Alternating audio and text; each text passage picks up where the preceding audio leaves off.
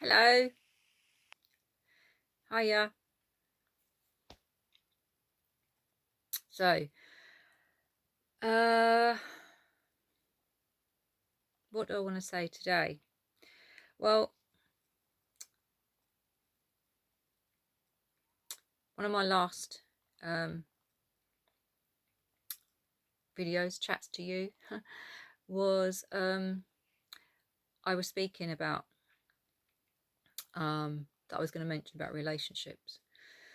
Just before I touch on that, I really wanted to clarify the main reason I am doing these chats to you guys.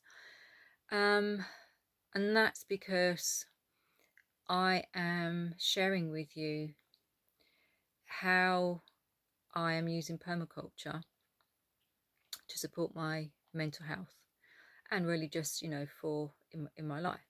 Now, I don't mention permaculture all the time,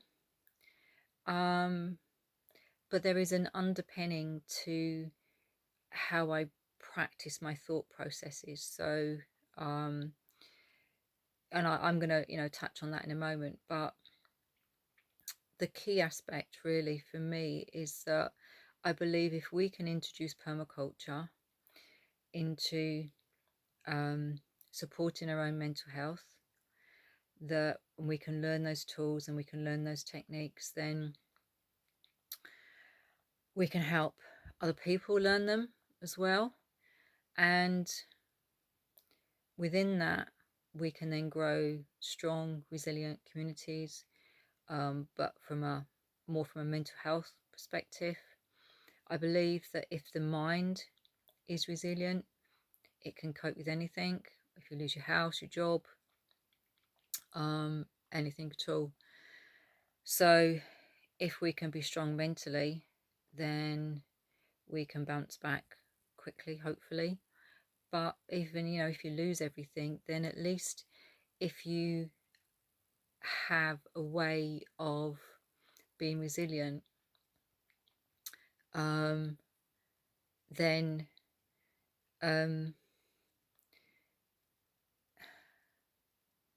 I guess it can help you get through that adversity that you experience. And actually this leads me really well, really nicely into what I really want to talk about today. I mentioned last time about relationships. So when I'm looking and thinking about how we can support our own mental health, how we can work together,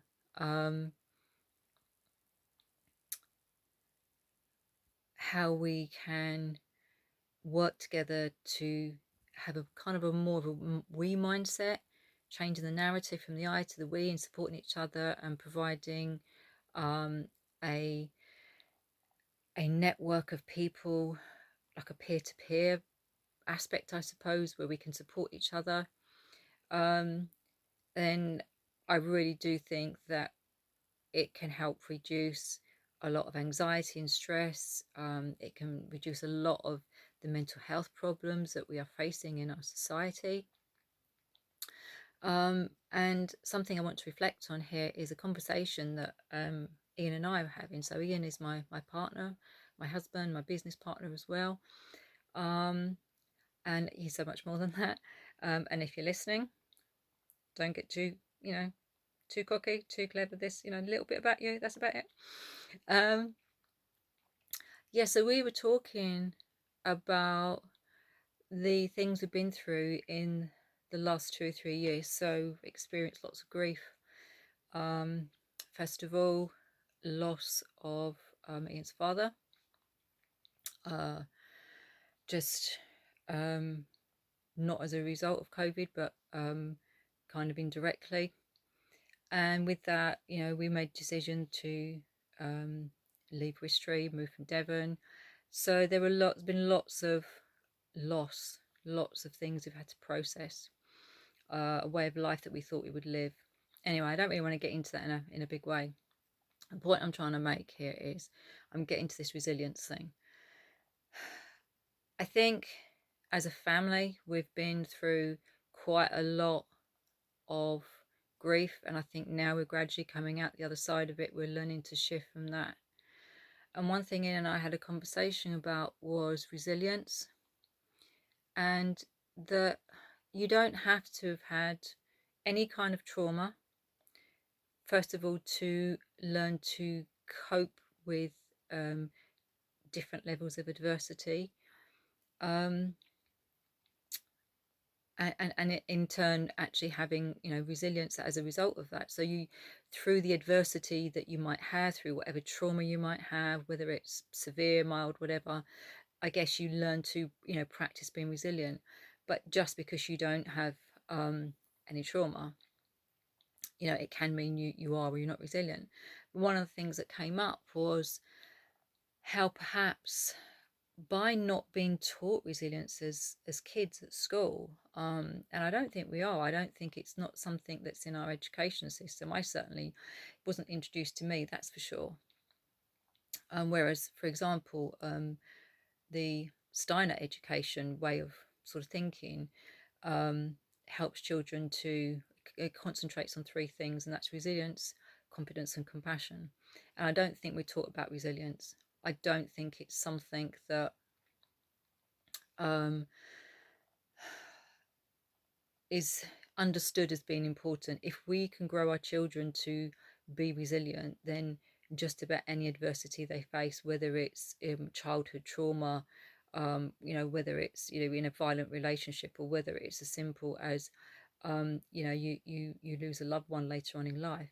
I think whatever level it is, learning resilience and understanding it, and having it there as a tool that we can use can help us overcome situations. So it sounds like I'm a bit jabbering on, and I don't mean to, but so I want to get to the point I really want to make. And so we were talking about how I've, you know, I've suffered quite, or suffer is probably the wrong word. I've experienced lots of different things in my life. I grew up in a dysfunctional family, um, violence in one form or another, bullied at school, was in a violent relationship. So there's various things I've experienced. I've come out the other side. Hasn't necessarily been easy, but I guess I've learned to be resilient. I grew up as a child having to be, so I took that through my life. And then Ian was saying that um, that, you know, perhaps part of how he's been feeling now is the not understanding how to cope with that grief, perhaps, and perhaps not having developed any resilience, not gone through any specific trauma, but that sometimes uh, just understanding about how to be resilient without having gone through trauma is important. I hope that makes sense to you. So how do we then find a way to understand and have resilience within ourselves, even if we haven't experienced some kind of trauma that's helped to teach us that? So I don't quite know what that answer is yet, but I think it can be practiced. I think it can be learned. But I think if we learn that as we grow as children, into teenagers, into adults, I think at least we have those tools and we have a baseline that we can use to help us to be resilient.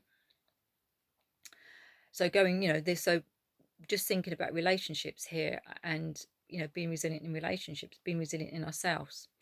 So having those connections and understanding where we're coming from, and the things that make us tick, and the things that cause us trauma, and the things that don't.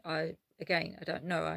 You know, sounding a bit gibberish here perhaps, but the point I'm making is um, where and how do we find resilience if it's not something that we've practiced, either because we've had to, um, or because it's just something we need in the moment. So that's something to ponder on, I think. But thinking about relationships and how um, the other day was a conversation we were having about how we've experienced, we found that what the connection was that really brought us together, and it was humour. So, and we both felt that there was this humour was an important thing that had got us through our childhoods, but in whatever shape, for whatever reason that might have been. I think as well, when we look at our relationships, we need to look at the shadow side of ourselves, the things that we might not like, the things that we might not like about ourselves, the things that we wish we didn't have to experience that might affect other people. But I think if we can open up ourselves to feeling that and sitting with it and understanding it and knowing it is a part of ourselves, just really accepting it, I think we can, I think it can help shape us. I think it can help, um, how can I say this? I think it can help, um,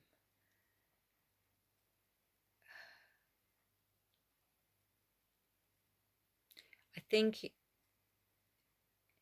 can help us find balance. I think it can help us find balance within ourselves, and knowing that that is a part of who we are, whatever that shadow aspect might be. And I'm not talking about, violence or anything here. I'm just talking about things that perhaps we don't like about ourselves, so we don't even realize can affect other people. And if people point that out, I think we should allow ourselves to process that and understand what that thing is. So I'm going to continue this conversation in another video to you, another chat, because I think it's, I've had a bit of brain fog while I've been talking to you because I really want to process this properly. But I think it's quite a deep thing when we're looking at healing ourselves first. So I go back to talking about permaculture and mental health. So within permaculture, there's zoning, and the core zone of zoning of permaculture is zone 00. So it's looking at ourselves. But I think in special relationships, people that we're close to, I believe there is a zone 0000. So combining two inner landscapes together to make something whole, to make a relationship whole and complete. But within that, I think there are people within our zoning and our social permaculture zoning, if you like, that we need to look at those connections too. So yeah, I'm sorry if I've been a bit vague, if I've been a bit like, oh my God, what is this woman talking about? But I think it's because in order to shift forward, to build strong mental resilience, to be able to work together to support each other, we really have to understand where we're coming from. And we have to understand what makes us tick. We have to be able to understand what we need in order for relationships not, to work, for them not to break up, to not give up on someone or something just because you don't like it in that moment or because you feel there isn't a way forward. You have to work at it. It's a bit like exercising. If you want to have a toned body, you've got to go through that pain in the gym. If you don't go through that pain in the gym, you don't have a toned body. And I think relationships are like that. Life can be like that, but you have to work at it. And in doing so, it can be really lovely. It can be beautiful. There's so much you can learn about each other. So much you can learn about yourself. So I'm going to leave you now because I've been going on for about 14, nearly 15 minutes. And I don't want to bore you because I want to keep your attention. So I'm going to leave you with this for now. And I will continue this in another one of my chats with you. But for now, please just think a little bit about what I said. Does anything sit with you? Any thoughts come up? Be really interesting to know. But I love you, and I'll speak to you soon. Take care.